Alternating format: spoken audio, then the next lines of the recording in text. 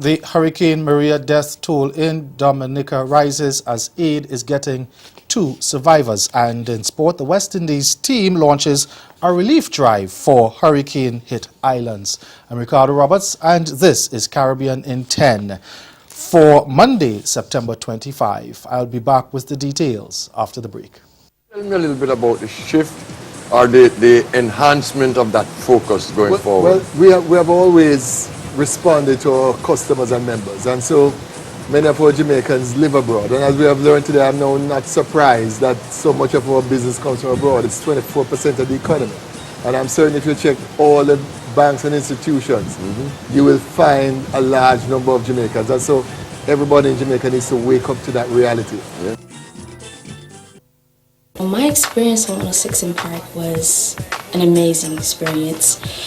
It was something that I honestly have not forgotten. It was probably one of the greatest things that I've done yet thus far. I always wanted to be on 106 in Park, so when I got that phone call and they said, hey, could you come up as a special guest, I was like, no, really? You're lying? Like, seriously? Wild Wednesday was amazing.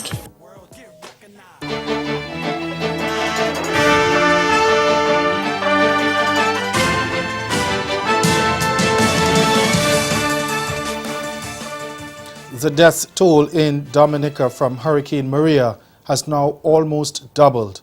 Prime Minister Roosevelt Skerrit said today that 27 people have been confirmed dead, another 27 confirmed missing, and a further 18 people have been unconfirmed missing. Addressing the country this morning, he also gave an update on communications, electricity and water supply, as well as relief coming to the island. Skerrit reported that electricity should be restored to some areas from tomorrow and some later this week, and work on the main water supply is ongoing.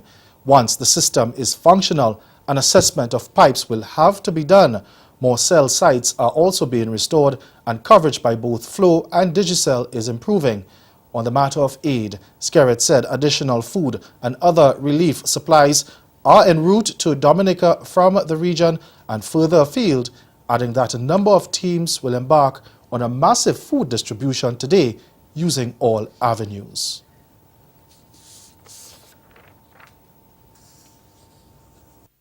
We're getting additional assets, helicopters. The Dutch are here, working very well. They're extending the stay. We're also getting additional help with helicopters, and they'll all be available. We are sending teams to Mariga to be physical on the ground, so that once we get the supplies, it should come almost literally from the planes to the helicopters and to the flatbed trucks and distribute to the people in massive ways. We'll be creating in the Roseau area and Boodle area distribution points. What we're seeking to get from the residents is for us to be orderly. You know, if we're orderly, you will get much quicker. If we rush, it's going to be a challenge. So we will stand in the line, we'll ensure that everybody gets some supplies as we go along. Prime Minister Skerrit's update on the situation in Dominica came 2 days after he pleaded for assistance at the United Nations, where he told the General Assembly that his country was at the front line of a war it did not create. In a passionate address on Saturday, he declared an international humanitarian emergency that is centered in Dominica but encompasses many other Caribbean countries that have borne the brunt of the negative effects of climate change, even though they have contributed very little to the problem. And he called on the international community to help his island of 72,000 people. Today, we need all the things required in a natural disaster that has affected an entire nation. We need water, food, and emergency shelter. We need roads, bridges, and new infrastructure. But we also need capabilities of delivery. I call upon those with substantial military capacities to lend us the rescue and rebuilding equipment that may be standing idle, waiting for a war. Let Dominica today be that war, because currently our landscape reflects a zone of war. Meantime, Antigua and Barbuda is opening its doors to Dominicans seeking refuge from the devastation at home, while Dominicans already have a right of entry and an automatic 6-month stay once they have their passport, driver's license or voter's identification card. Arrangements have been made for those without those forms of identification. In a statement issued over the weekend, the Office of the Prime Minister said they will be permitted to enter Antigua after completing a form the Immigration Department has specifically created to meet the needs of those who have lost their documents in the hurricane. It said security would still be a priority, though. Police and the Office of National Drug and Money Laundering Control Policy will work together to determine if any of those people leaving Dominica are lawbreakers, and the Dominica Police Force and the Joint Regional Communications Center will also be asked to assist in that effort. Stay with us. Your Midday Sport is next. Funny, with so many cool things to do here at the mountaintop, I didn't hear anyone mention perch fishing. We're having a heck of a time here from Vermont.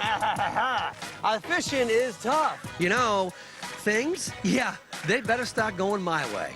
And at this point, it's all about trying to get a couple big fish just to say it was a good day in the water. Again, never been on the lake, 5-mile-an-hour speed limit, very, very difficult. That's no excuse. We're going to get them. The camaraderie here is just unbelievable. And I'll tell you what, I just want to be part of it. Everybody does. When you just come here, you just realize you just want to be part of this. And you want to be part of these people because they are just phenomenal.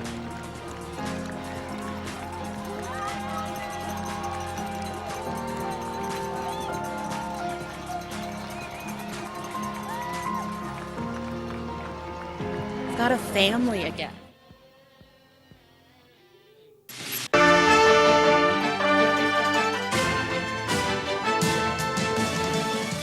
Welcome back. West Indies players wore black armbands during yesterday's third ODI against England in tribute to those who lost their lives in recent hurricanes which swept through the Caribbean.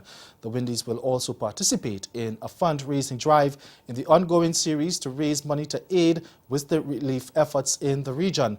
Now, as part of this arrangement, there will be collection points manned by the Red Cross at the 2 venues for the remaining matches in the series.